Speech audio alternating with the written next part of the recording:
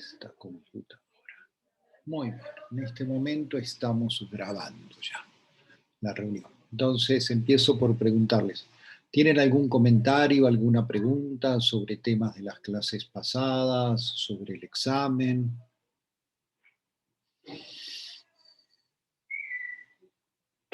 Bueno, pareciera que por ahora no, o están tímidos. Entonces, vamos a empezar a platicar un poquito más. Entonces, en la clase pasada hablamos del momento angular.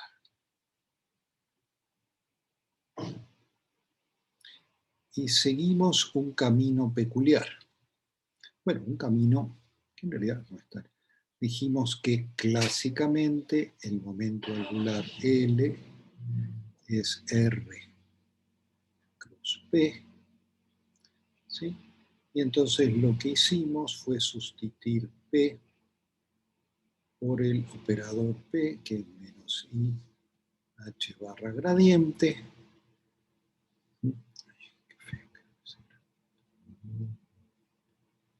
Menos I H barra gradiente. Y con eso construimos Lx, Ly y Lz, y usando las propiedades de conmutación de X y P,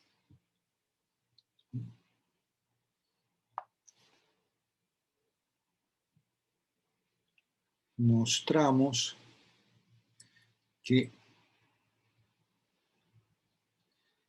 el conmutador de Lx con Ly es IH barra Lz, que el de Ly con Lz es IH barra Lx, ¿sí? Y el de Lz con Lx es IH barra Ly. Y este es el camino que seguimos. Pero, como suele pasar en la física en general, en la mecánica cuántica es muy común, podemos ir más allá y tomar estas relaciones de conmutación, vamos a decir que estas relaciones de conmutación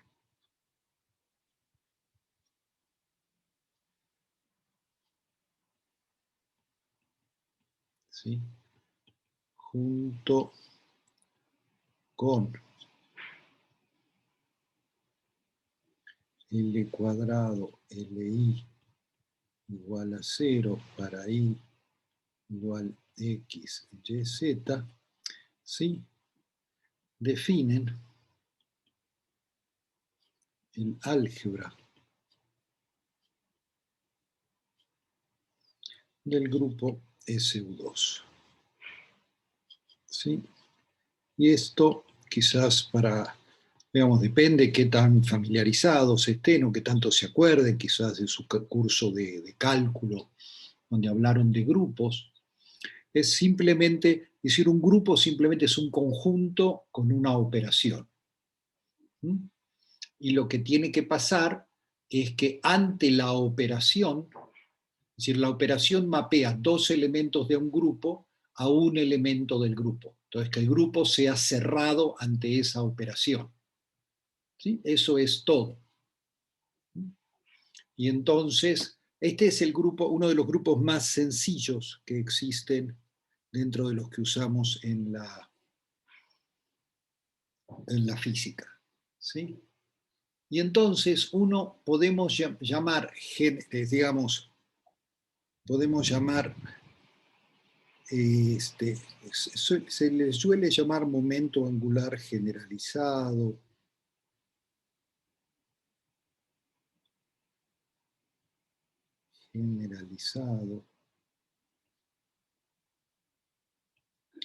O a veces simplemente se usa spin como un sinónimo. O sea, yo sé que a veces se usa spin como una propiedad intrínseca de las partículas elementales, pero también se suele usar la palabra spin simplemente para aludir al momento angular. Y se dice cuál es el spin, y se está hablando del momento angular total, de eso vamos a hablar un poco más.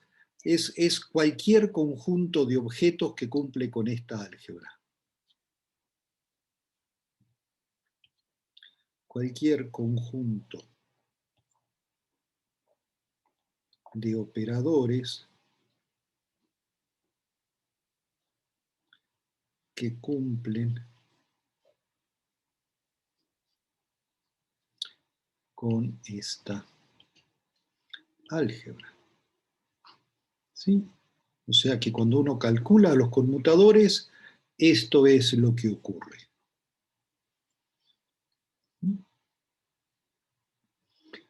Y entonces,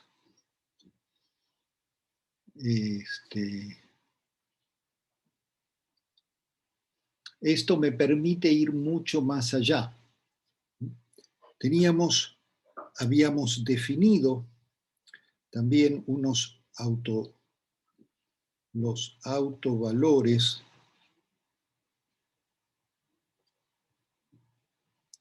y autovectores de L cuadrado y Lz. Como los tres componentes conmutan con L cuadrado, entonces tenemos dos números cuánticos diferentes que nos permiten clasificar completamente a estos estados. Y dijimos que el operador L cuadrado, actuando sobre Lm, esto me da h barra cuadrado, L por L más 1, Lm. Y operador Lz actuando sobre Lm me da mh barra Lm. ¿Sí? Y hablamos más y dijimos que estos Lm proyectados sobre los ángulos θ y φ de las coordenadas polares esféricas me dan los armónicos esféricos. ¿Sí? Esa es una realización que tengo, pero que no necesito específicamente. ¿Sí? Puedo ir mucho más allá de eso.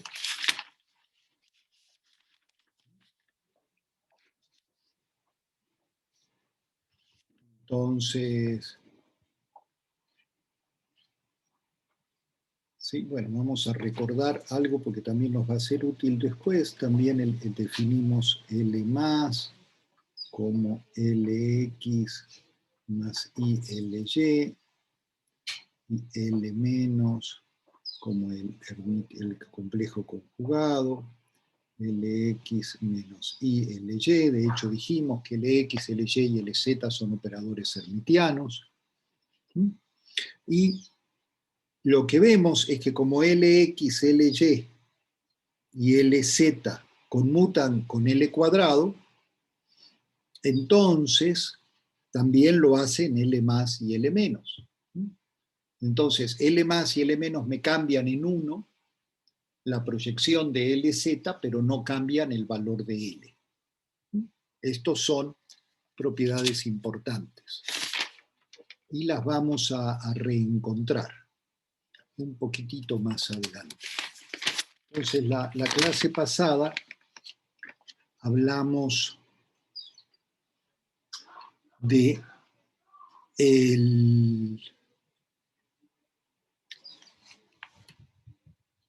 de la parte orbital, ¿sí? Y los armónicos esféricos. Pero ahora vamos a ver que hay otros operadores que están más allá de eso. ¿Sí?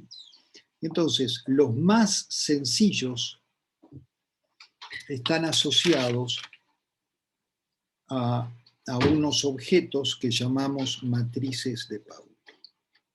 ¿Sí?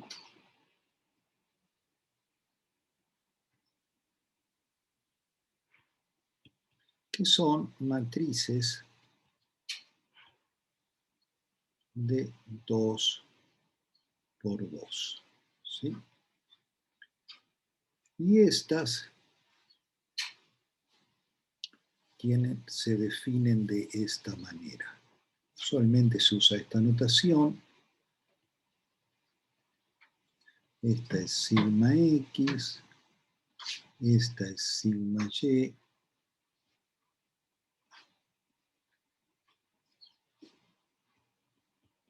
y sigma Z.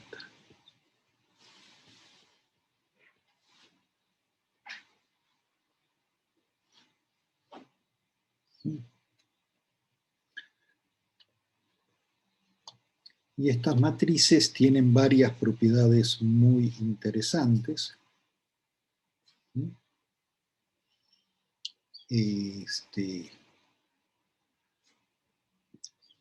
Entonces, las primeras que vamos a ver es cómo son. Entonces, a ver, primero, ¿por qué hablar de matrices de 2 por 2?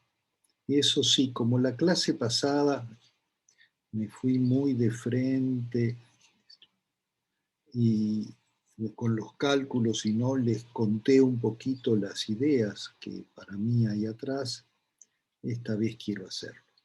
¿Sí? Porque, primero, estas juntos con la identidad en el espacio de 2 por 2, que es simplemente 1, 0, 0, 1, ¿sí? Estas matrices son base en el espacio de matrices de 2 por 2 complejas.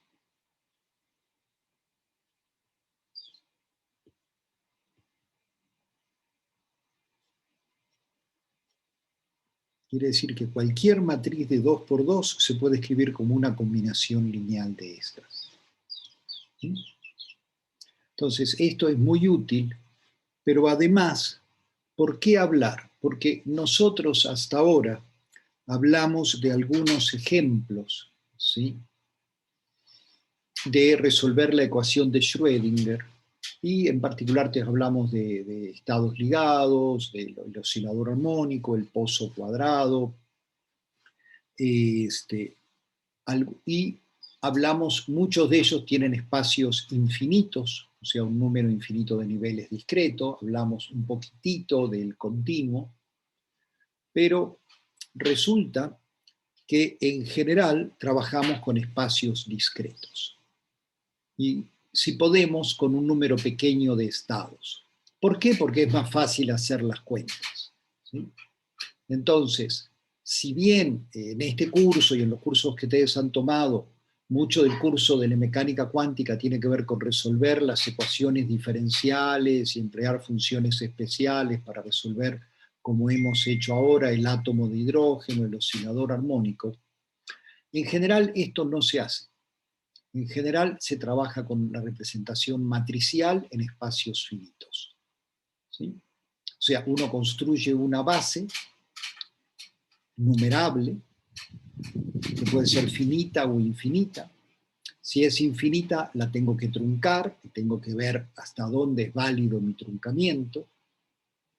Y entonces con eso construyo una matriz. Entonces, ¿qué es lo que voy a tener? Siempre voy a tener una base finita. ¿Sí? Alguna base siempre voy a poder construir, ¿sí? Y entonces voy a tener unos estados, ¿sí?, que puedo, si quieren, llamar I, ¿sí?, tales que IJ sea un delta IJ, que IJ van a correr de 1 hasta una cierta n, ¿sí? Y si la base es infinita, lo cual ocurre muy seguido, porque por ejemplo ya nos ocurrió con el pozo cuadrado infinito y con el oscilador armónico, ¿sí?, si la base es infinita, debo truncar el espacio,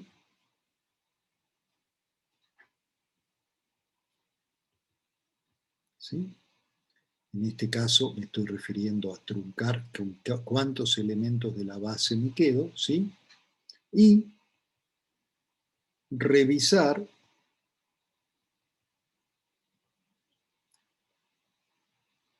la convergencia.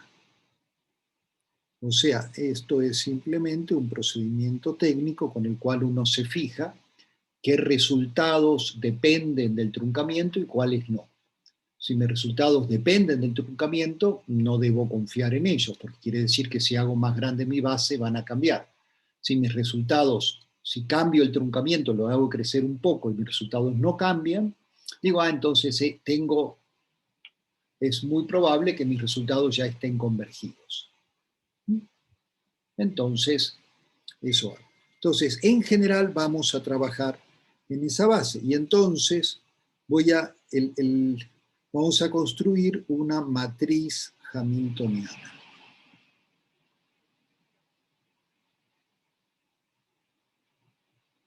¿Sí? Simplemente los elementos de matriz H y J van a ser I, H, J. ¿Sí? Y entonces ahora mis estados estacionarios, ¿sí? Suponiendo que si H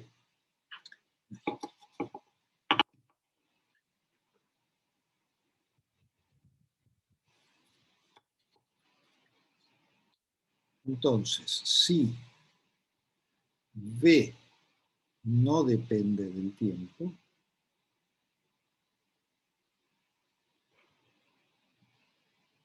entonces lo que quiero hacer es construir mis estados estacionarios, los autoestados de H, porque sé que la ecuación de Schrödinger dependiente del tiempo siempre la voy a poder expresar como combinación lineal de estos autoestados que sí dependen del tiempo y después con la dependencia en la fase, o de la dependencia temporal va a estar en la fase, por las energías correspondientes. ¿Sí? Esto lo hablamos mucho en las primeras clases. Entonces yo voy a tener una ecuación, ¿sí? Que simplemente va a tener la misma forma de siempre, H psi, digamos, A es A, psi A, ¿sí? Pero ahora mi matriz esta va a tener dimensión n por n, y psi, cada uno de los autoestados va a ser un vector columna, ¿sí? Que va a ser de dimensión n por 1. ¿Sí? N renglones, una columna. Es un vector n dimensiones. ¿Sí? Y esta es la forma más fácil de visualizar lo que es un ket. ¿Sí? Entonces, simplemente, o sea, si yo tengo mis estados, entonces yo dije que tengo una base, que son mis estados I, entonces cualquier función phi, ¿sí? Yo la escribo como una suma sobre I de Ci psi I, ¿no es cierto? Sujeta a la normalización usual. ¿Sí? Y ahora, ¿quién es psi en esta notación matricial? Es C1, C2, Cn. Son las componentes. ¿Mm? Y esto es muy útil, esto es lo que más se usa. ¿Mm? Entonces, yo quiero resolver una ecuación de autovalores. ¿Mm? Y esto es lo que voy a tratar de hacer. Y esto es totalmente general. ¿Sí? ¿Y cómo lo voy a resolver? Entonces, yo tengo mi ecuación, ¿sí? Entonces, yo lo que tengo es H, dijimos, psi A igual a EA psi A. ¿Sí? ¿Y esto cómo se ve? Yo tengo un H1, H, ¿sí? 2, H. H1,3, H1N, H2,1, H2N, H,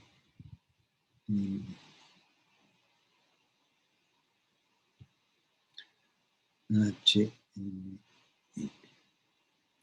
¿sí? Por C1, C2, Cn igual a EA, C1, C2, Cn. Espero que puedan ver que simplemente estamos escribiendo lo mismo en forma matricial. ¿Sí? Y entonces esto es lo mismo que decir EA por la matriz identidad por C1, C2, Cn. ¿Sí? Porque si multiplico la identidad por un vector, me da el mismo vector. La matriz identidad es esa matriz que tiene unos sobre la diagonal y ceros todo afuera. ¿Sí? Esa es la matriz identidad. Entonces, si yo tengo esta igualdad, esto es lo mismo que decir H11 menos EA, H12, H13, H1N, H21, H22 menos EA, H2N,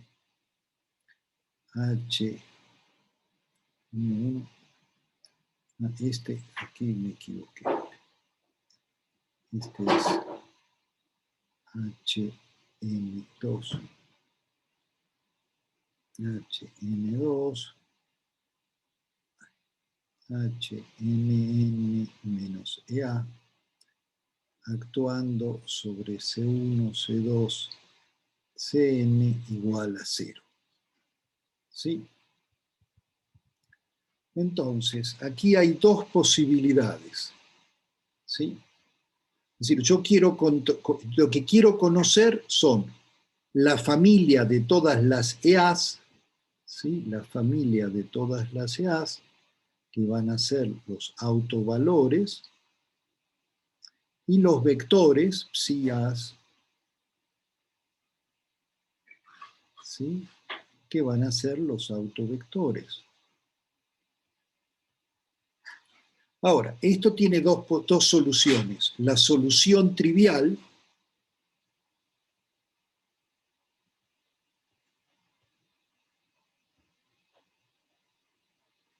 que es C1, C2, Cn igual a 0, 0, 0. ¿Sí? Por supuesto, esto es solución. Pero esa no es la que estamos buscando porque queremos un estado de norma 1. Porque este tiene probabilidad 0 de estar en cualquier estado, es el vector nulo. ¿Sí? Ese es solución, pero no es la que nos interesa. Nos interesan todas las otras. Entonces, para que este sistema, fíjense, este es un sistema de ecuaciones acopladas. ¿Sí? Para que tenga una solución no trivial, lo que tiene que pasar es que el determinante de esta matriz sea 0. Entonces, lo que vamos a pedir es que el determinante de H menos EA por la identidad valga 0. ¿Sí? Y eso me da una ecuación algebraica de orden n. Entonces, resolviendo esa ecuación, encuentro los autovalores y para cada autovalor sustituyo el valor de ese autovalor en esta matriz y con eso puedo calcular los valores de la C sujetos a la condición de normalización. ¿Sí?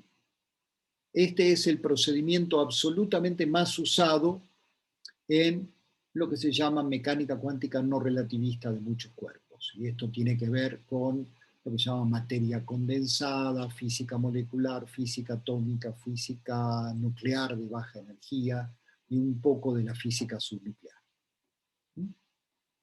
Entonces, esto se los cuento porque es algo muy usado.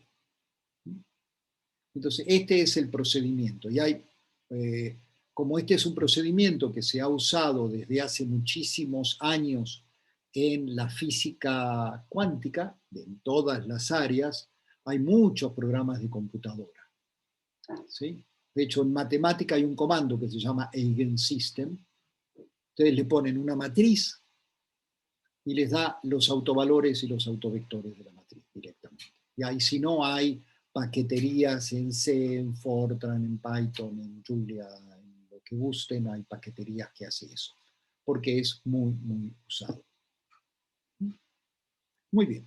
Entonces, hasta aquí esta introducción a la idea de cómo se hace usualmente mecánica cuántica, ¿sí?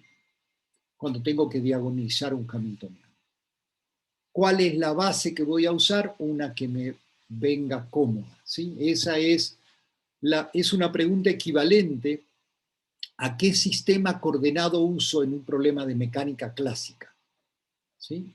En principio, cualquier problema de mecánica clásica que está expresado en el espacio de dimensión 3 puede usar cualquier tipo de coordenadas, cartesianas, esféricas, cilíndricas y muchas más, ¿sí? El único tema es, si elijo unas coordenadas hábilmente, mi problema se simplifica y quizás hasta puedo reducirlo de dimensiones. Si no elijo las coordenadas hábilmente, pues mis cálculos se van a hacer mucho más complicados y al final voy a tener el mismo resultado, ¿sí? Solo que voy a haber trabajado mucho más. Y cómo elegir esas coordenadas es un arte, no hay recetas. ¿no? Es una combinación de experiencia, prueba del error, adivinanza, olfato, en fin, suerte, ¿sí? Y todas las anteriores. Y acá también. Entonces, ¿qué base uso? La que puedo, la que tengo a la mano. Suele usarse la del oscilador armónico porque es muy conocida, tiene unas relaciones de conmutación muy sencillas, entonces, pero hay muchas. Y entonces la otra cosa es, si puedo expresar cualquier operador en esta base, también como una matriz de n por n, voy a poder calcular el valor esperado de esos operadores simplemente ensanguchando entre un autoestado, por ejemplo, su complejo conjugado, su hermítico conjugado, y traspuesto, no traspuesto, y la matriz en el medio. Y con eso puedo calcular todo tipo de valores esperados y también puedo calcular transiciones entre estados, ¿sí? Dependiendo si la matriz me conecta a estados diferentes o no. Entonces, esto es lo que se hace. Contarlo es muy fácil. Para cada problema específico, hacerlo puede ser notablemente laborioso y probablemente algunos de ustedes en su tesis de maestría, en su tesis de licenciatura quizás lo hayan hecho, si no puede ser que en su tesis de maestría dediquen 6 meses, un año y medio a trabajar un problema. Porque cada problema tiene su encanto, tiene sus retos y en cada problema aprendemos mucho. Muy bien. Entonces, habiendo hecho esto, ahora, ¿cuál es el caso más sencillo? Es n igual a 2. Digo, 1 es más sencillo, pero 1 es trivial. No pasa nada en un espacio de dimensión 1. Solo tengo un estado, no le puede pasar nada a ese estado. Entonces ya en dimensión 2 tengo un poquito más con qué jugar para aprender cosas. Y entonces allí las matrices, todo, el hamiltoniano, los operadores de transición, ¿sí? Todos los operadores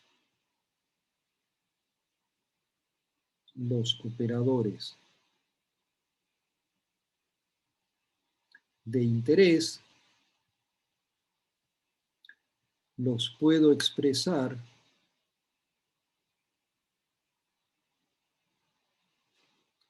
como matrices, como combinaciones lineales, perdón.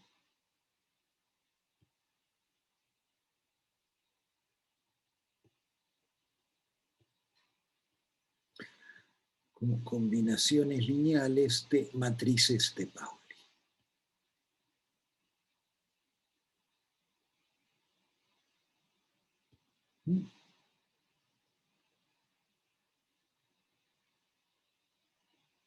Entonces,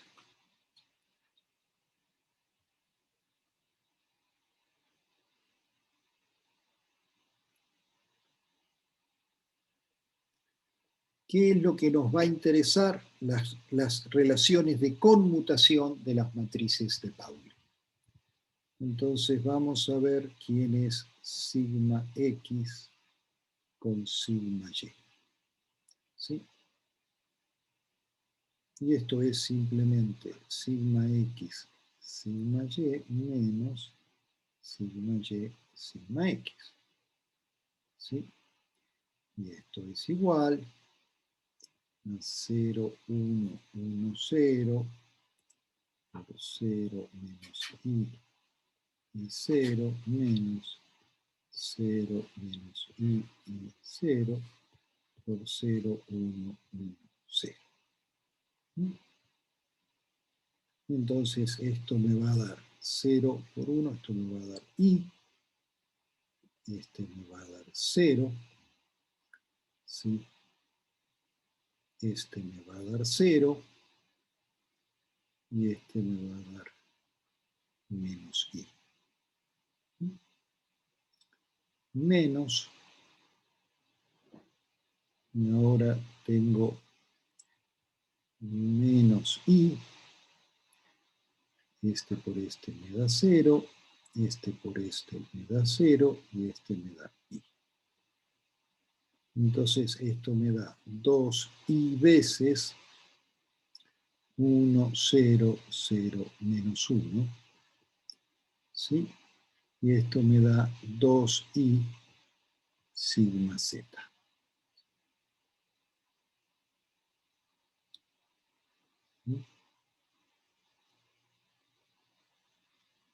¿Está bien? Y pueden ver de que esto pasa en general, ¿sí? Que sigma y, sigma z es 2i sigma x y que sigma z sigma x es 2i sigma y. Y ahora defino una matriz que usualmente llamo de spin. La voy a definir como S es H barra entre 2 sigma.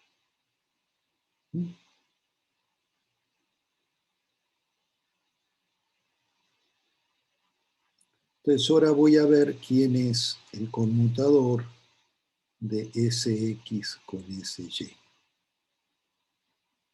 Entonces esto me va a dar H barra cuadrado entre 4, porque voy a tener esto, sigma x con sigma y. ¿Sí? Y esto me da H barra cuadrado entre 4 por 2i sigma z. ¿Sí? Entonces esto lo voy a escribir como i h barra por h barra entre 2 sigma z. Y esto es i h barra sz. ¿Sí?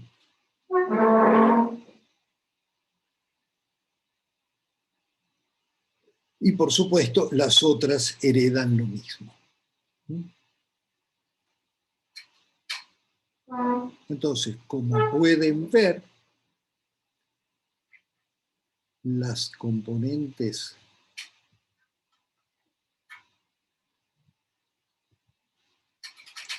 del spin satisfacen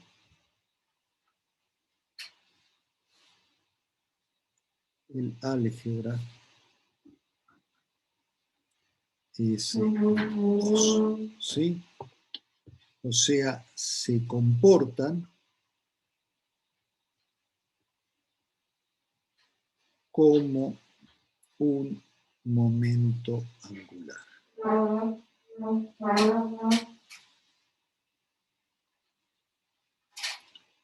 ¿sí?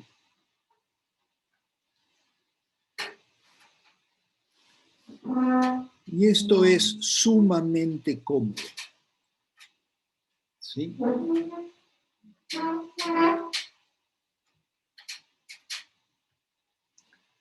Porque entonces todo sistema de dos niveles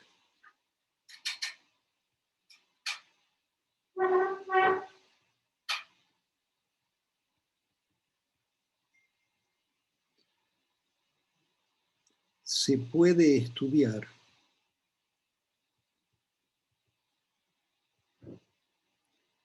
como, a ver, con el, bueno, vamos a poner, perdón, estoy armando la frase en mi cabeza mientras escribo, usando las propiedades del momento angular, las propiedades del spin.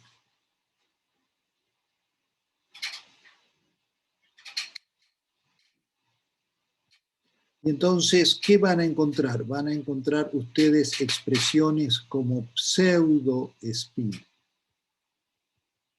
o quasi-spin. ¿Sí? ¿Y por qué?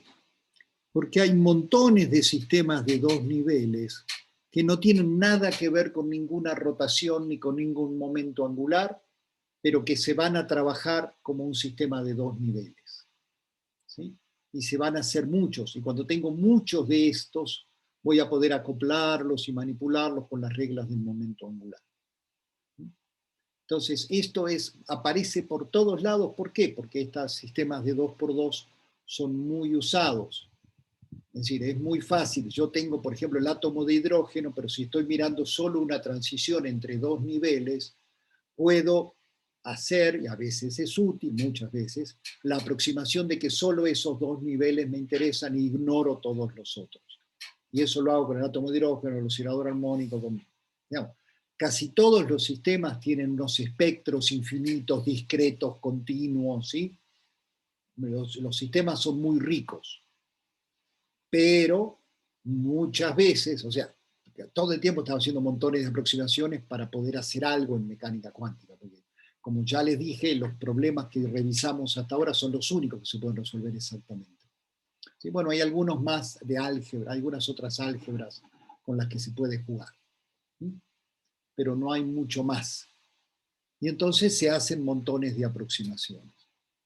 Entonces, por eso el spin es particularmente importante. Y por supuesto también es importante como una propiedad intrínseca de la cual ustedes ya han escuchado hablar, del electrón, del neutrón, del protón y de muchas otras partículas. ¿Sí? Digamos, algunas tienen spin 1 medio, hay partículas de spin 1, hay partículas de spin 3 medios como propiedades intrínsecas. ¿Sí?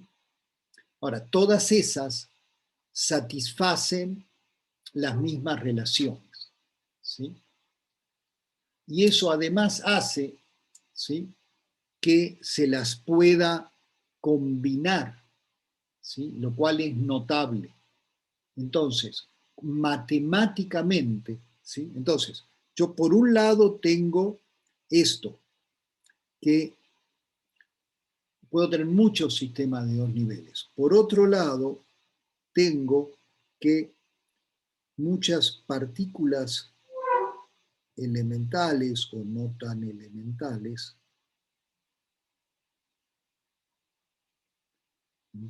tienen spin intrínseco. ¿Qué quiere decir que tienen spin intrínseco? Pues simplemente que además de todas sus otras propiedades se comportan como sistemas que pueden tener spin 0, pero muchas tienen spin 1 medio, ¿sí?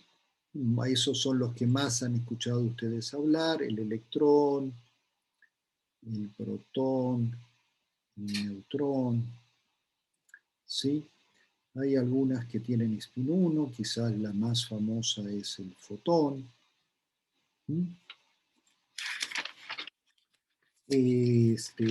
Hay spin 3 medios, como la partícula delta, que es una excitación del protón o del neutrón, ¿sí?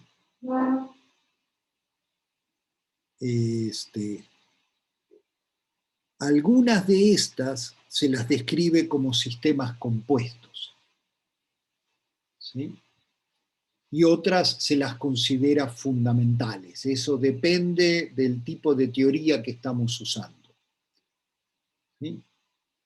O sea, si estamos estudiando el átomo, al núcleo lo consideramos como una cosa única en general, que tiene algunas propiedades, tiene masa, carga, spin propio, ¿no? Entonces, por ejemplo, el núcleo atómico, entonces puedo tener desde 0, 1 medio, 1, 3 medios, 2 y un montón más.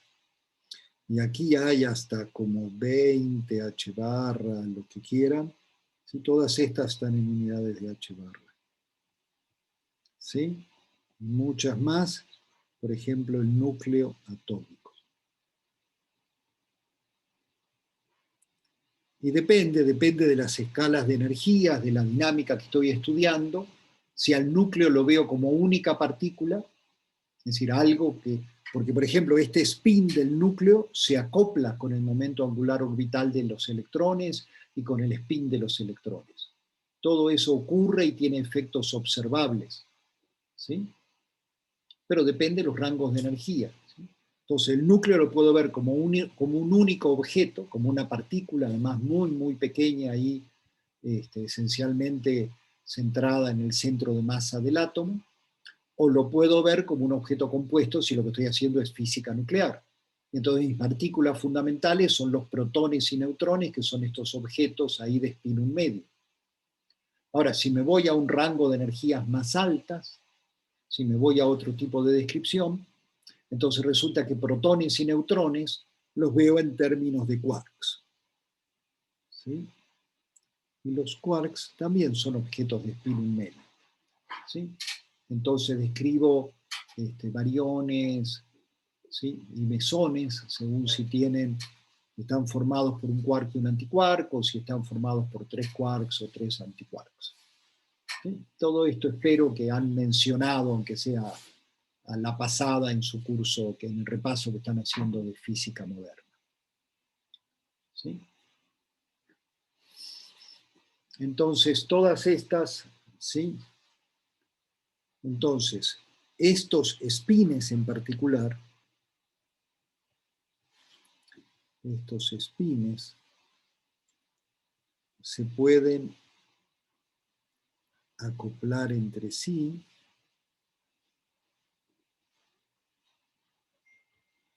y con el momento angular orbital.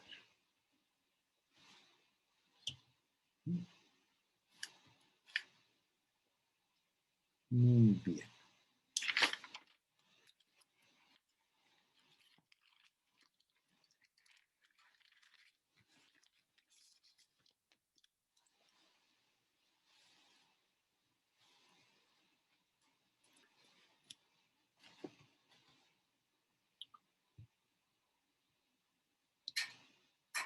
Entonces,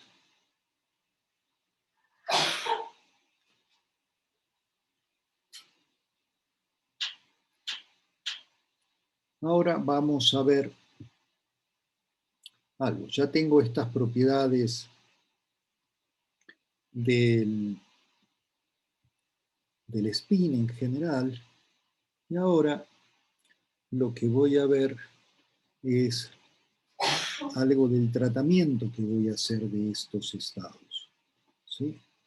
Entonces vamos a ver los estados propios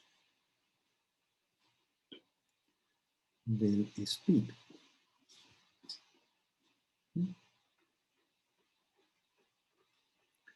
Entonces, ahí depende de qué matriz estemos hablando. Entonces yo puedo tener un estado SZ, Entonces puedo tener los autoestados de SZ, y a esto los voy a llamar más, y esto me va a dar H entre 2 más. Y es muy fácil ver, a ver, si recuerdan, SZ es H barra entre 2, 1, 0, 0, menos 1. ¿Sí? Que este más es simplemente el estado 1, 0, que obviamente está normalizado. ¿Sí? Y SZ menos es menos H barra entre 2 menos, donde el menos es el 0, 1. ¿Sí? ¿Está bien? Otro ejemplo que es muy importante, ahora que estoy escribiendo esto me acordé, ¿sí? Otro ejemplo que es muy importante es la polarización de la luz cuando tengo ondas planas. Porque la luz, en principio, tiene spin 1, ¿sí? Porque es un campo vectorial, tiene 3 componentes. ¿Sí? Pero cuando tengo una onda plana en el vacío, ¿sí? Esa cumple por la ley de Coulomb, que el campo eléctrico y el magnético, las componentes, son perpendiculares a la dirección de propagación. Eso es simplemente una consecuencia de la ley de Coulomb para ondas planas. Entonces, en el caso de ondas planas, si bien tiene dos componentes, una que es la dirección, la componente a lo largo de la dirección de propagación es 0 y eso solo me deja 2. ¿Sí? Ojo, eso es válido en el vacío para ondas planas, no es cierto para todas las ondas electromagnéticas. Pero eso me da una base. Entonces, esto lo van a ver muchísimo usado también en el caso de fotones. ¿Sí? Los fotones, cuando se describen como ondas planas monocromáticas, también se describen como un sistema de dos niveles y se usa exactamente lo mismo. ¿Sí? Y uno normalmente ahí les pone el nombre de la polarización, horizontal, vertical, diagonal, antidiagonal y ese tipo de cosas. ¿Sí? Y es muy fácil verlo porque la polarización tiene que ver con la dirección en la que pongo un polarizador y hago pasar la luz. Es muy fácil de manipularlo, ¿sí? Para mí, por lo menos, es mucho más fácil de visualizarlo que otros objetos como el spin del electrón. Entonces, también, es decir, en muchos casos es muy cómodo hablar también de la polarización de la luz. Entonces, tenemos estos estados. Entonces, espero que sea evidente, la cuenta es trivial en el cual esto se cumple. ¿Sí? Entonces ya tenemos los autoestados de SZ. ¿Sí? Entonces, ¿sí? Estos estados me definen una base, la única, ¿sí? El spin total va a ser un medio y puede tener proyección más un medio o menos un medio H bar. Entonces, esto espera que sea suficientemente claro, ¿sí? Entonces, un estado general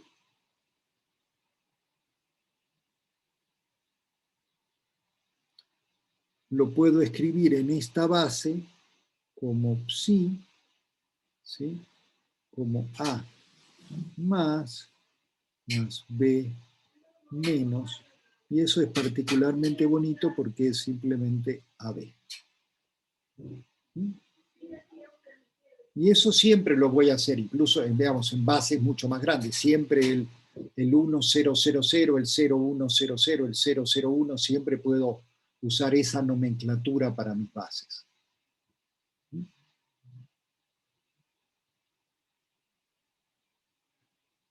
Muy bien. Entonces, este estado, ¿no? Entonces, si mido psi, o sea, si preparo psi y lo mido en la base, o mido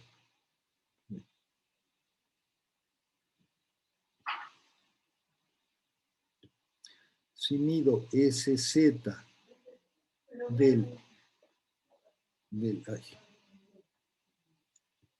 estado Sí, sí.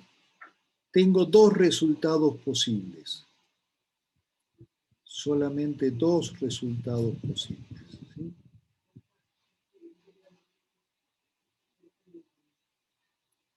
Entonces, tengo el resultado más h barra entre 2 con probabilidad módulo de a cuadrado menos h barra entre 2 con probabilidad b cuadrado.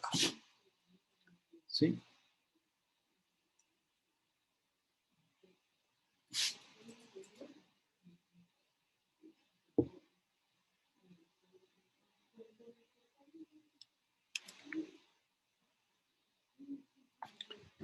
Entonces, con esto, pues ya tenemos los estados propios de SZ y cómo podemos escribir un estado general que en muchos contextos se va a llamar un qubit.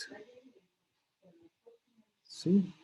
Y esto es esa herramienta, el pedacito, el tabique fundamental de todo lo que luego se va a usar en el cómputo cuántico. ¿Sí? Porque claramente los estados 0, 1 y 1, 0 son equivalentes a los bits, y los qubits son estados cuánticos de sistemas de dos niveles. ¿Sí? Y cualquier cosa que uso para construir mi base, la forma de realizarlo, eso se va a llamar la base computacional. ¿Sí? Y entonces, aquí tengo esto. Ahora, lo que puedo hacer es, ¿cómo son? Preguntarme, en esta base,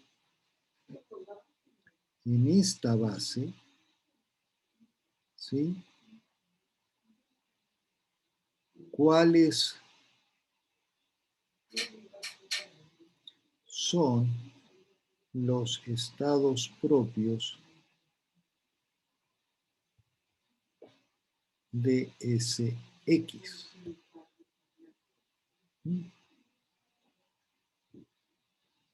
Entonces, si recuerdan,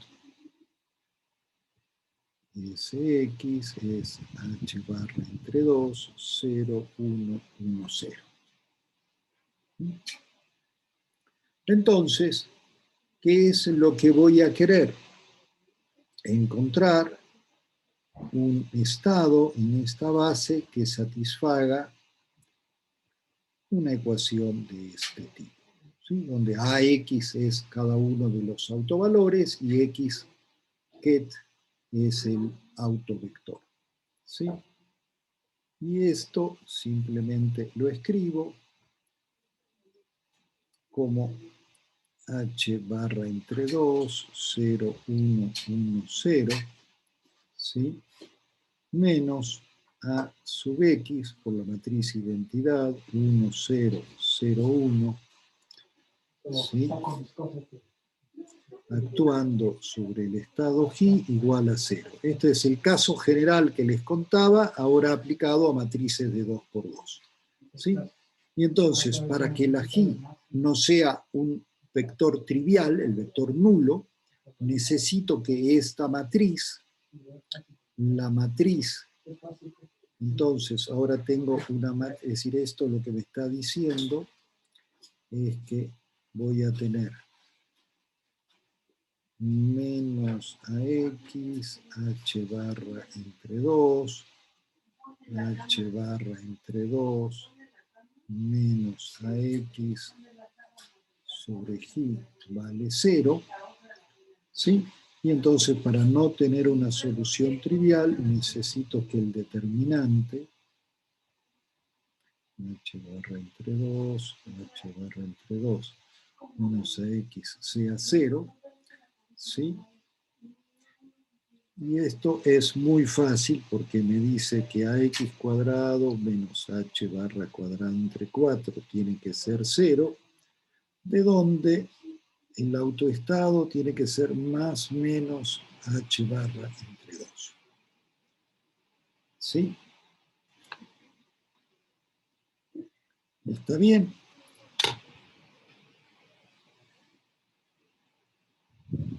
Sí. Que son los mismos autoestados los mismos autovalores, perdón,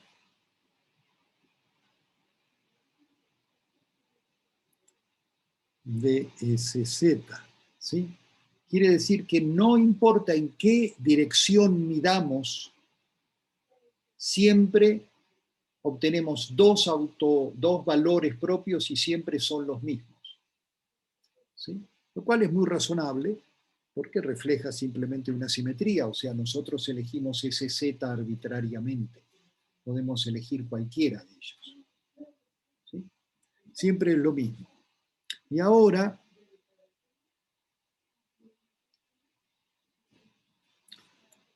¿qué vamos a hacer? Entonces ya tenemos los...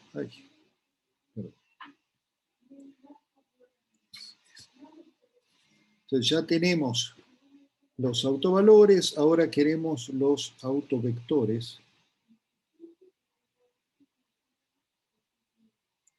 de Sx, que es h barra entre 2, 0, 1, 1, 0. ¿Sí? Y ya sabemos que los autovalores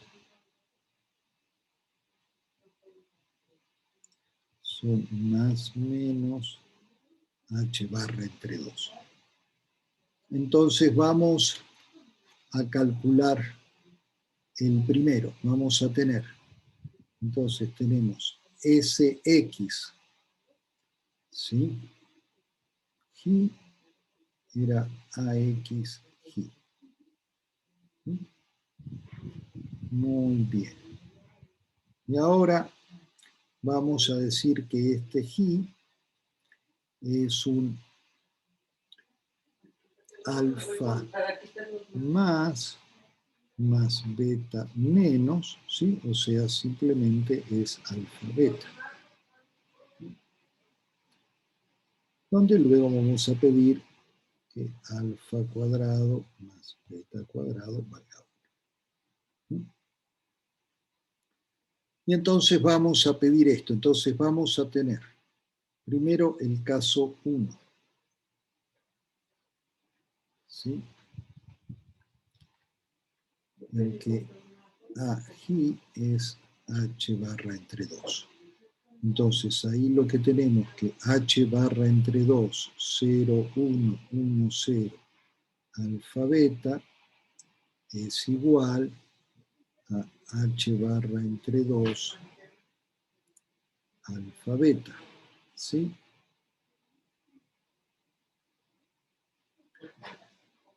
Pero entonces, como tengo el h barra entre 2, simplemente esto me queda, fíjense, lo que hace esta primera matriz me da que beta alfa es igual a alfa beta.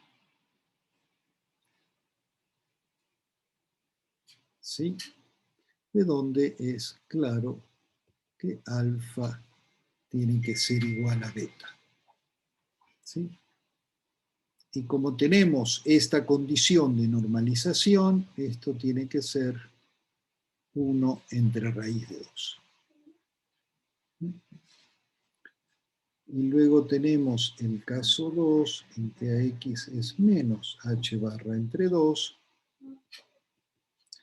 Y en ese caso voy a tener que h barra entre 2, 0, 1, 1, 0, alfa beta es menos h barra entre 2, alfa beta. Y esto me va a decir que beta alfa es igual a menos alfa beta, de donde alfa es igual a menos beta. ¿Sí? Y de vuelta, la condición de normalización me va a dar 1 entre raíz de 2. ¿Sí? Entonces voy a tener dos autoestados.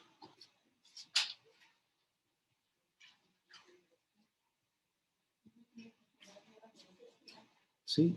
Asociado a h barra entre 2, tengo el estado que puedo llamar G más, ¿sí? Que es 1 entre raíz de 2, 1, 1, o 1 entre raíz de 2 más más menos. ¿Sí? Y después tengo asociado al autoestado menos h barra entre 2, que puedo llamar G menos, y esto es 1 entre raíz de 2, 1 menos 1, ¿sí? O 1 entre raíz de 2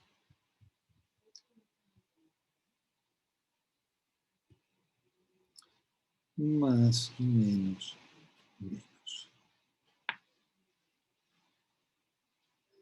¿Sí? Y estos estados también están normalizados, que los acabamos de normalizar, también son ortogonales.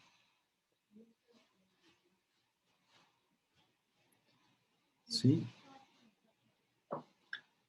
Y en el caso de la luz y las ondas planas, a más y menos se los asocia con la polarización horizontal y vertical, y a G más y G menos con la polarización diagonal y antidiagonal.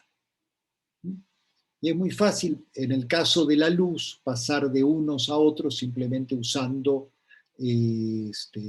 materiales, ¿sí? que rotan la polarización. Se llaman láminas de media onda y láminas de cuarto de onda. Entonces, algo parecido, si quisiéramos, podríamos hacer con SY.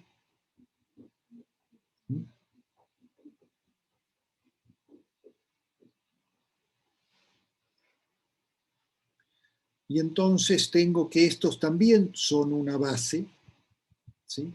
Y de hecho puedo hacer al revés, puedo expresar más y menos en términos de G más y G menos. ¿Sí? Si así lo quiero, ¿no? Entonces, por ejemplo, fíjense que si sumo, ¿sí? Voy a tener que más es 1 entre raíz de 2, G más G menos. Menos es 1 entre raíz de 2, G más menos G menos. Sí, espero que lo puedan ver directamente de cómo es esta forma y sumando da directamente eso.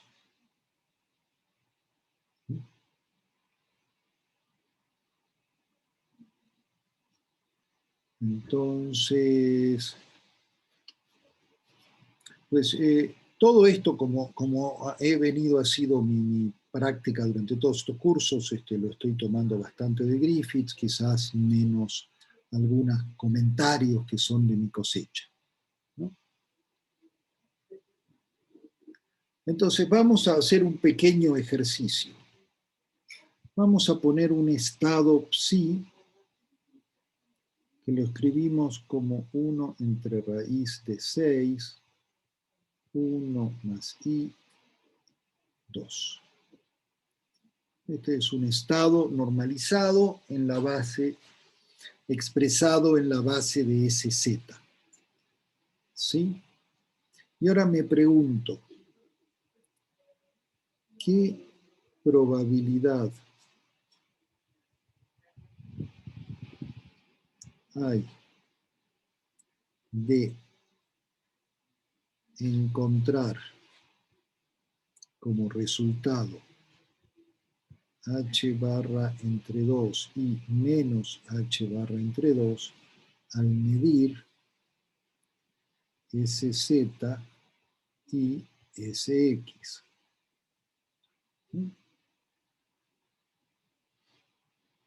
Entonces, si mido SZ, veo que directamente es la probabilidad de encontrar el estado más, ¿sí? Digamos, entonces el resultado será h barra entre 2 si encuentro el estado más. Y esto ocurrirá con la probabilidad de la componente. Con probabilidad, ¿sí? Módulo cuadrado de 1 más i entre raíz de 6. ¿Sí? Y esto me da 2 entre 6 y es 1/3. ¿Sí? Y será menos h barra entre 2 con probabilidad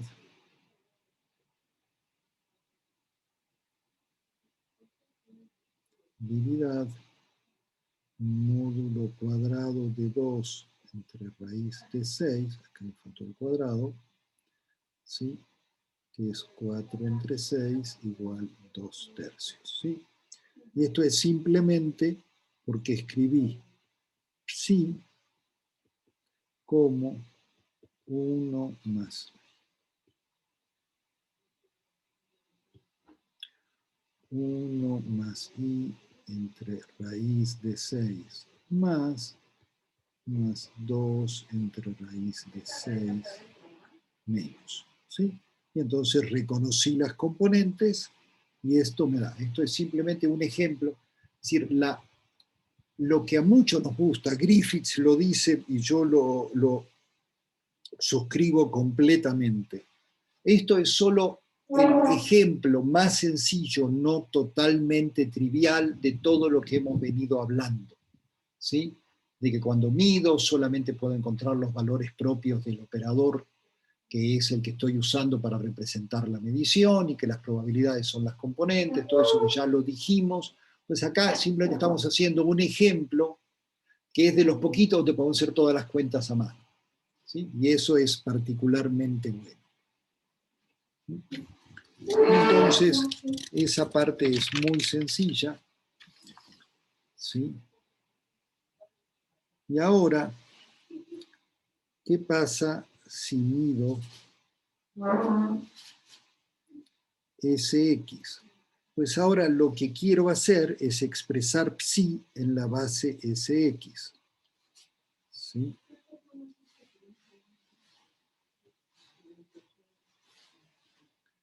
Entonces, psi es este. 1 más i entre raíz de 6 más 2 entre raíz de 6 menos. ¿Sí? Y entonces, esto lo voy a escribir como 1 más i entre raíz de 6 por 1 entre raíz de 2, g más g menos, ¿sí? más 2 entre raíz de 6 por 1 entre raíz de 2, y más menos y menos. Muy bien.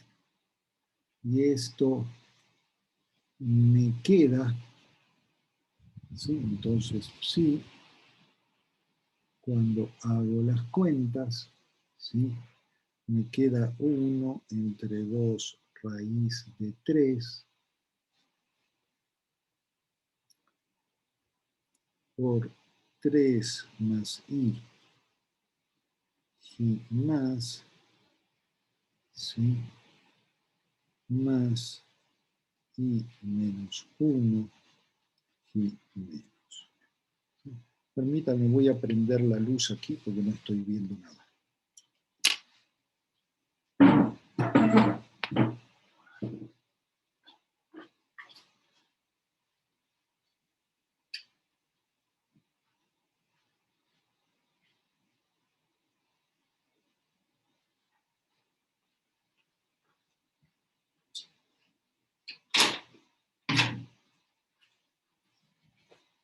Ahí está.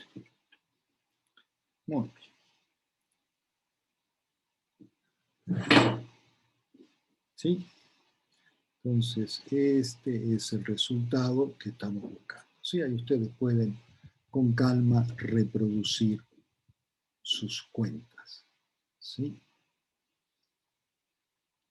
Entonces, ahora, ¿cuál será? Entonces dije, si mido Bsx, entonces el resultado será más h barra entre 2 con probabilidad 3 más i entre 2 raíz de 3 módulo cuadrado, ¿sí? Y esto es 10 doceavos, ¿sí? Que es lo mismo que sinte sexto, ¿sí? Y será menos h barra entre 2 con probabilidad, ¿sí? Y acá lo veo, y menos 1 entre 2 raíz de 3 módulo cuadrado, ¿sí? Y eso me da 2 entre 12, que es un sexto.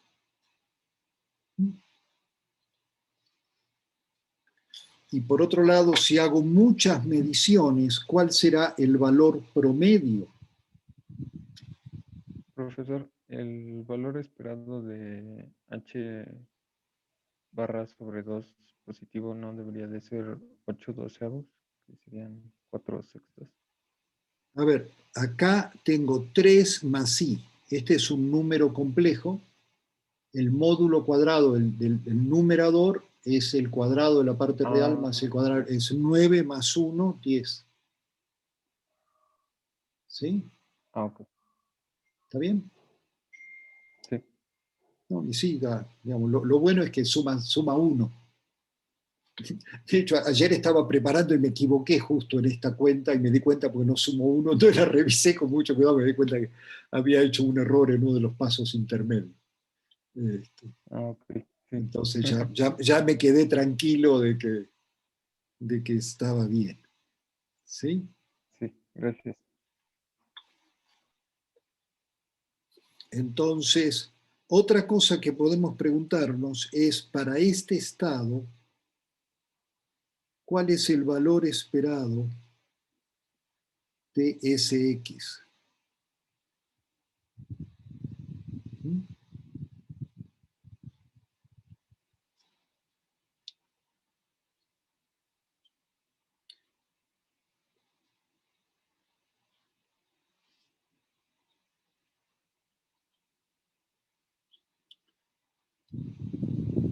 Y acá, entonces, ¿qué es lo que puedo hacer?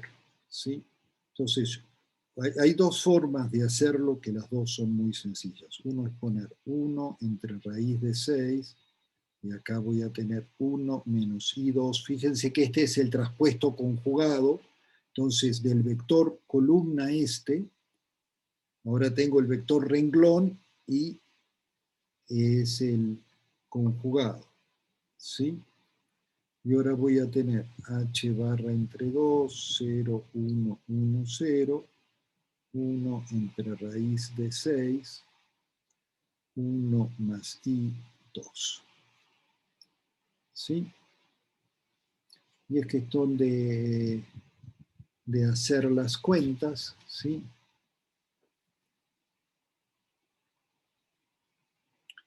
Y acá pueden ver que esto da h barra entre 12, me va a quedar 2 por 1 menos i, más 2 por 1 más i. ¿Sí? Y este se me va con este, y esto me termina dando h barra entre 3. ¿Sí? Por otro lado, otra forma de verlo, ¿sí? Que es también muy sencilla, ¿sí? Es recordar que el valor esperado de una cierta cantidad de x es la suma sobre i de xi por pi. ¿Sí? En nuestro caso, el valor esperado de Cx va a ser h barra entre 2 con una probabilidad de 5/6 menos h barra entre 2 con una probabilidad de 1/6. ¿Sí? Y esto me queda h barra entre 2 por 4/6. ¿Sí? Y esto me da h barra entre 3. Digo, son dos formas de hacer la misma cuenta. Acá usamos la forma usual de las probabilidades clásicas y acá usamos la forma matricial de calcular los valores esperados.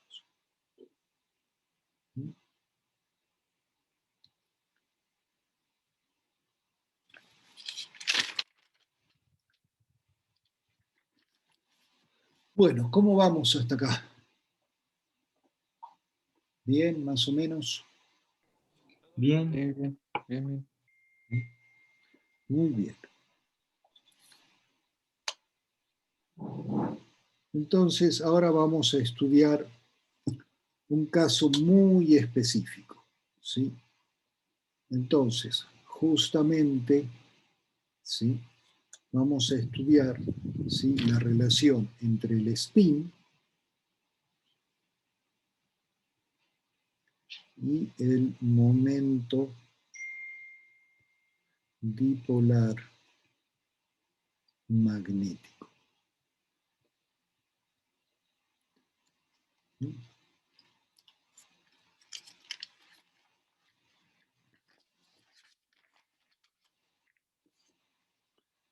Entonces, en general, uno tiene, digamos, en el caso clásico,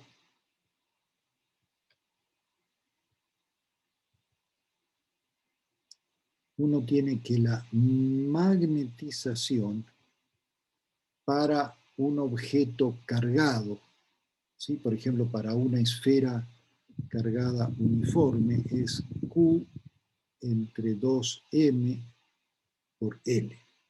¿Sí? Esta es la relación.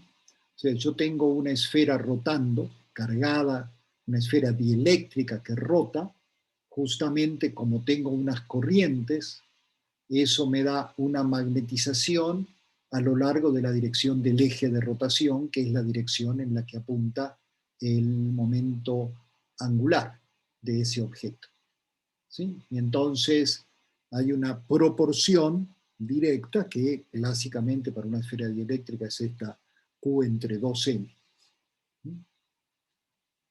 Ahora, en general, resulta que para el electrón, ¿sí?, ahí, para el electrón, esto cambia, ¿sí? Y la magnetización es un factor G por Q entre 2m por el spin. ¿Sí? Y ahora este es el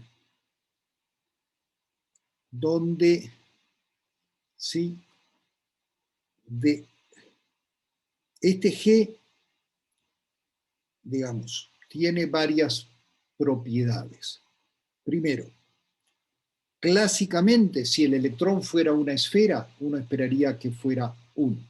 Primero, el electrón en la mecánica cuántica es una partícula puntual. Por lo tanto, no puede tener ningún radio y eso tiene un montón de problemas. La interacción de la carga eléctrica del electrón consigo mismo es infinita. Hay un montón de problemas asociados a que el electrón, como todas las partículas elementales, sea una partícula puntual. Pero entonces seguro que no es eso. Es más, si uno piensa la masa del electrón como si esa fuera la energía que tiene, ¿sí?, y la asocia con una esfera, y se pregunta cuál sería la energía que necesito darle a una carga para que se concentre en una cierta región del espacio, si esa fuera esférica, eso me da lo que llaman el radio clásico del electrón, que es totalmente inviable, porque entonces si ese objeto esférico estuviera rotando, el ecuador rotaría más rápido que la luz en el vacío, la velocidad tangencial. ¿Sí? Entonces eso no es. Es decir, el electrón no es de ninguna manera una esfera que rota. El spin es alguna otra cosa, aunque la imagen que solemos evocar es esa, ¿sí? Pero esa se parece tanto al electrón como en Mickey Mouse a un ratón de los que ven corriendo en la banqueta, ¿sí? Quizás Mickey Mouse se parece un poco más, porque por lo menos tiene cola y orejas, ¿sí? Es decir, esto no tiene nada, pero ni modo, son las mejores imágenes que nos vienen a la mente, aunque sabemos que absolutamente eso seguro no es. ¿Qué es el spin? No sabemos, pero seguro que no es eso, ¿sí? Pero bueno, de todos modos inspiramos en eso. Entonces, si usamos relatividad especial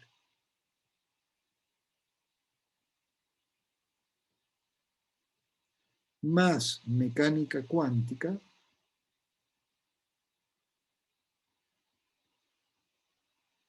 obtenemos la ecuación de Dirac.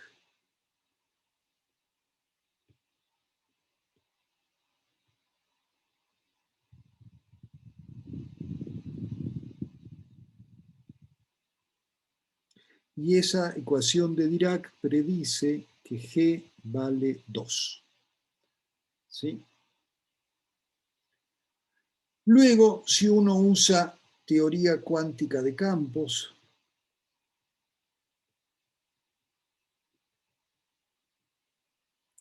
aparecen correcciones debido a la autointeracción del electrón, ¿sí? Las partículas virtuales que aparecen en teoría de cuántica de campos, y haciendo este tipo de cálculos que se pueden hacer en lo que se llama electrodinámica cuántica, porque es una teoría perturbativa que se puede ir calculando orden a orden, se ha llevado al valor de un valor de G que es 2.00231930448. ¿Sí? Y resulta que esto tiene un acuerdo muy grande con lo que se mide, ¿sí? Que tiene que ver, ¿por qué? Porque este momento dipolar magnético se acopla con campos magnéticos externos y entonces es una cantidad medible. Entonces, este es uno de los grandes logros que nuestros colegas que hacen teoría de campos, teoría cuántica de campos, les encanta presumir, ¿sí? Y por este número y por el acuerdo entre todos estos dígitos con lo que se miden, se dice que la electrodinámica cuántica es la teoría más precisa de la física que se ha desarrollado, ¿sí? Y eso para este caso particular es cierto, ¿sí? Resulta que justo esto lo podemos calcular. Hay un montón de infinitos que se escondieron hábilmente debajo de la alfombra de una forma que funciona, aunque todo el mundo sabe que la alfombra está un poquito rellena abajo por todo lo que se barrió. Pero bueno, con todo eso se puede calcular esto. Y esta es de las cosas que sí funcionan de la teoría cuántica de campos, ¿sí?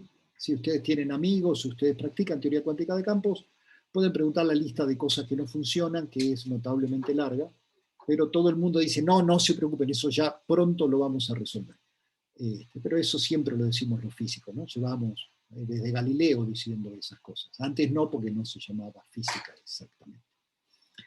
Pero bueno, esta es la parte que sí funciona, entonces esta es bonita, es lindo contarla en los libros de texto y todo.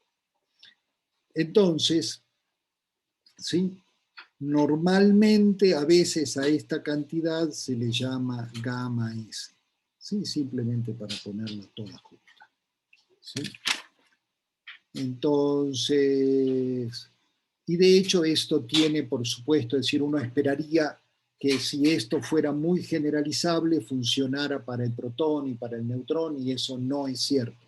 De hecho, el neutrón en principio es una partícula sin carga, y entonces el factor giromagnético debería ser 0, si no debería tener, pero resulta que sí tiene un momento dipolar magnético muy significativo, del mismo orden que el del protón, y eso se asocia con que si bien es una partícula neutra, está formada de quarks cargados y entonces tiene una distribución de carga que al rotar de alguna forma, el protón sí tiene un tamaño finito, igual que el neutrón, y entonces ¿sí? Ahí poniendo la masa del protón y la masa del neutrón aparecen otras razones giromagnéticas, ¿sí? Asociadas a esto. Pero eso ya no vamos a mencionar mucho más, ¿sí? Lo que sí queremos mencionar, ¿sí? Es que en presencia de un campo magnético, ¿sí? Si tengo un campo magnético B, ¿sí? Entonces el hamiltoniano va a ser menos m punto B, ¿sí? Y si quieren, esto es un punto. Menos gamma S punto B. ¿Sí? Lo cual quiere decir que el dipolo magnético tiene menos energía que este, si está alineado con el campo eléctrico y requiere más energía para alinearse. ¿Sí? Un dipolo clásico se puede orientar en cualquier dirección, mientras que si lo que tengo es un spin cuántico, solo tengo dos direcciones posibles porque está cuantizado el sistema de dimensión 2. Entonces, si elijo un campo magnético constante y elijo que la dirección del campo magnético es lo que me va a definir mi eje Z, entonces ese campo el campo magnético lo puedo escribir así, y entonces el hamiltoniano, este es el hamiltoniano operador, el hamiltoniano va a ser menos gamma B0 SZ, ¿sí? Y entonces es claro que los autoestados son los autoestados de SZ, ¿sí? Entonces va a tener un autoestado más, que es el mismo de antes, el 1, 0, ¿sí? Con una energía E más, que va a ser menos gamma B0 H barra entre 2. Y voy a tener un estado menos, que va a ser el 0,1, que va a tener una energía E menos, que va a ser más gamma B0 H barra entre 2. ¿Sí? Entonces uno ve que en presencia del campo magnético externo, ¿sí? Voy a tener dos posibles proyecciones de este momento dipolar magnético que van a tener energías diferentes, ¿sí? Y la separación entre ellos va a ser gamma B0 H barra. Muy bien. Ahora, estos son los estados propios. Esto me resuelve la ecuación estacionaria, ¿sí? ¿Cómo es la evolución temporal? Y esto es lo bonito de este tipo de cálculos, que puedo hacerlo explícitamente porque es muy sencillo. Entonces mi ecuación de Schrödinger dependiente del tiempo me dice, esta es mi ecuación. H psi. ¿Sí? Entonces, yo voy a tener un estado inicial, psi en 0, que siempre puedo escribir, ¿sí? Como, vamos a escribirlo de una vez, de una forma peculiar, coseno de alfa entre 2 más seno de alfa entre 2 menos, ¿sí? Entonces, primero, siempre puedo tener el coseno y el seno de un ángulo, eso es totalmente general, ¿sí? Porque el coseno cuadrado más seno cuadrado me va a dar 1. Entonces eso me garantiza, y en principio aquí podría poner una fase relativa entre ellos. Este no es el caso más general, ¿Sí? Acá me falta, acá no estoy pensando en posibles componentes de S y Y, solamente de SZ y SX.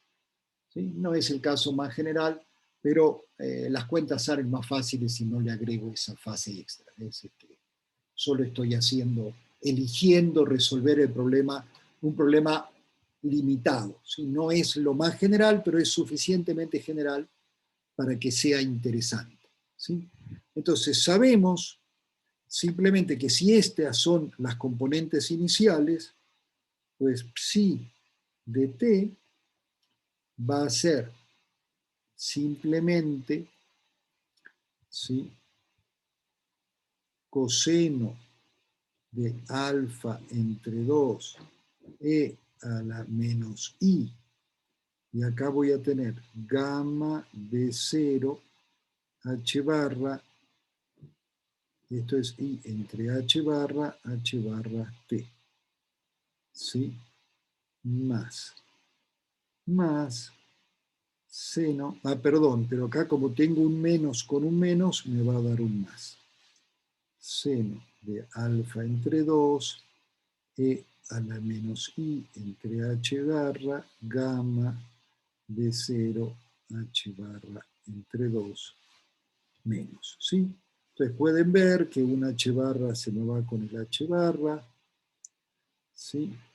Y esto me queda como coseno de alfa entre 2 e a la i gamma, acá me faltó un 2. Y en otra exposición no le faltó la dependencia temporal. Sí, acá me faltó la dependencia temporal, tienes toda la razón. En uno me olvidé dividir entre 2 y en el otro me olvidé de poner el tiempo. H barra t entre 2. Tienes toda la razón. E a la i b0 t entre 2.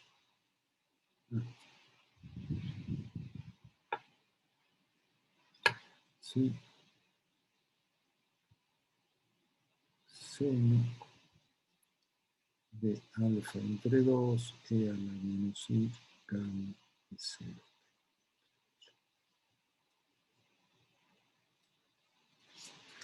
Sí.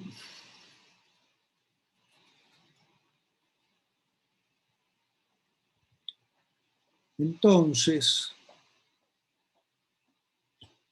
ahora que ya tengo psi de t, puedo preguntarme cuál es el valor esperado de SZ en este estado. Fíjense qué fácil son estas cuentas, ¿sí?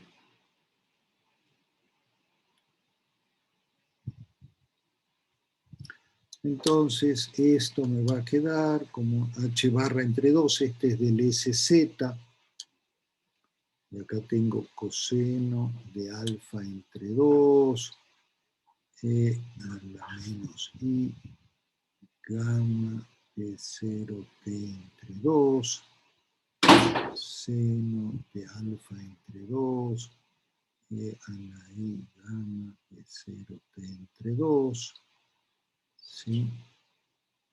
1, 0, 0, menos 1, por coseno de alfa entre 2, e a la i gamma de 0 t entre 2, seno de alfa entre 2, e a la menos i gamma de 0 t entre 2.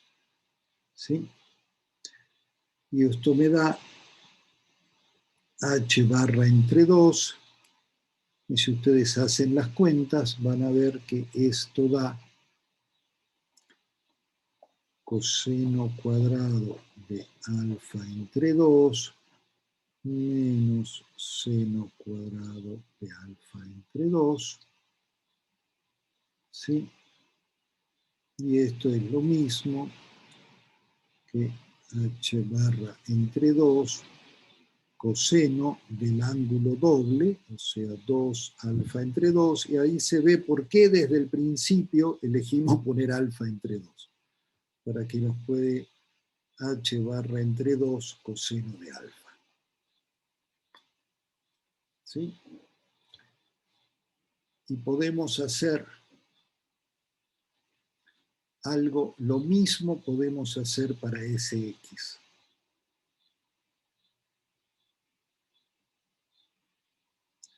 Sx psi de t, y hacemos lo mismo, nada más que acá ponemos la matriz para Sx, que es la 0, 1, 1, 0, y esto ahora me va a dar un h barra entre 2, coseno de alfa entre 2, seno de alfa entre 2, e a la menos i gamma p0t más e a la i gamma b0t. Fíjense que en este caso, a la hora de multiplicar, como eran los elementos de la diagonal, se me fueron las fases temporales, pero acá justamente queda. ¿Sí? Y ahora, justo esto me va a dar 2 veces el seno, esta parte de acá me va a dar 2 veces el seno del ángulo doble, y eso me va a dar simplemente h barra entre 2, seno de alfa, coseno de gamma B0t. ¿Sí? Y lo mismo voy a tener para psi de t, sy, psi de t, ¿sí? Es h barra entre 2, seno de alfa, seno de gamma B0t. ¿Sí? Y entonces, ¿qué es lo que veo? Que si yo dibujo ahora mis componentes x, y, z del valor esperado del vector S, veo, ¿sí?, en cada momento, acá hay un ángulo alfa. Entonces, esta es la expresión coseno de alfa, ¿sí? Es decir, este es el tamaño, esto de acá es seno de alfa, y este está precesando, ¿sí? Y esto está, ¿sí? Entonces, el momento angular, perdón, voy a cambiar la frase. El valor esperado,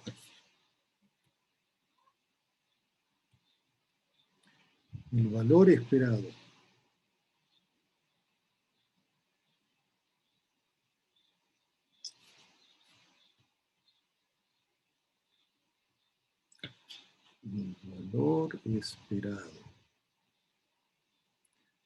del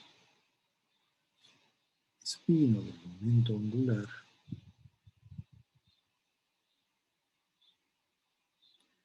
precesa alrededor del eje Z con velocidad angular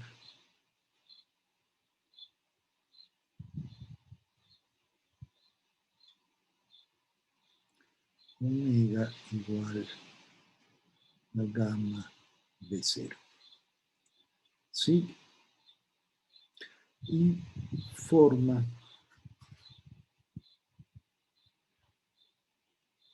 un ángulo alfa con el campo magnético.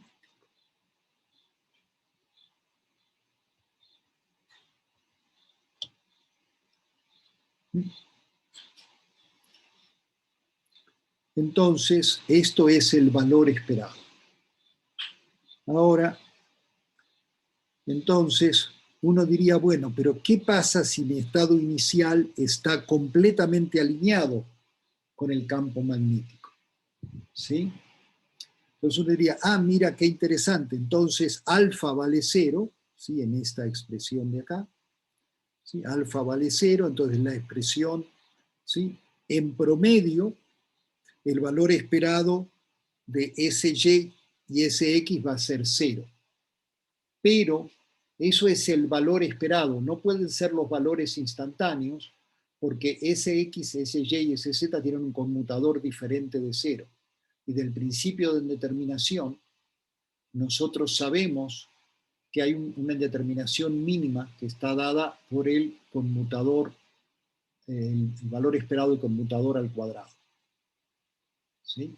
Entonces, ¿qué es lo que pasa? Que si bien en promedio, digamos, pueden tener valores promedio 0, eso, aunque esté inicialmente alineado, hay fluctuaciones cuánticas que hacen, entonces si yo calculo el valor esperado de ese x cuadrado y de ese y cuadrado, ¿sí?, no me va a dar 0, eso va a ser un valor finito. Es decir, quiere decir que las fluctuaciones cuánticas hacen que instantáneamente, ¿sí?, aunque esté alineado, siempre tienen una dispersión en X y Y. ¿Sí?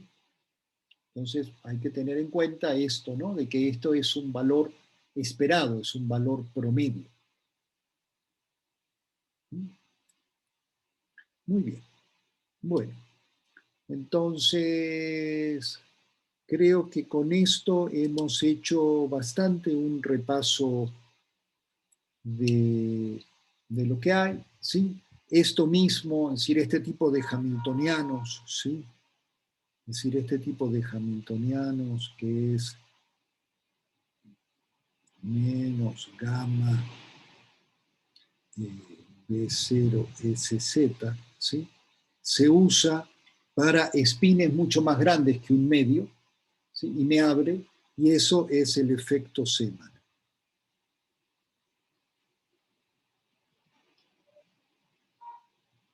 Si en el caso, por ejemplo, del átomo de hidrógeno, si quiero ver las diferentes proyecciones de M que rompen la degeneración para una L dada, justamente aplico un campo magnético externo y eso me da una separación entre niveles que es proporcional a la intensidad del campo magnético externo.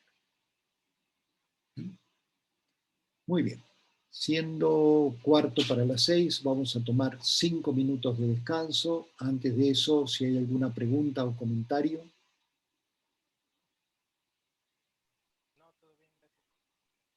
Muy bien. Entonces, tomamos 5 minutos de descanso y regresamos.